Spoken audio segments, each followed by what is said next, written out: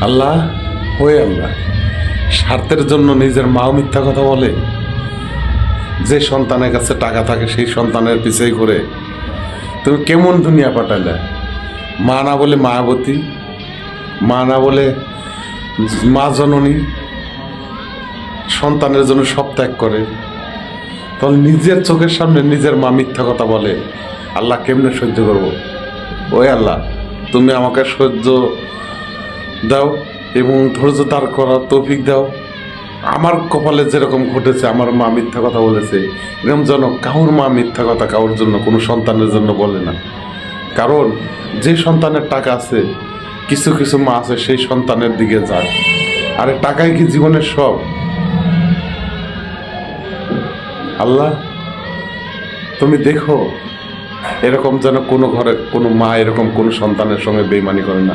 কারণ বেইমানি করলে যে পাগল সন্তানরা মাকে ভালোবাসে তারা আর কখনো ভালোবাসবে না। কারণ ভালোবাসাটা, মার ভালোবাসাটা কেউ সঙ্গে তুলনা করা যায় না। আল্লাহ।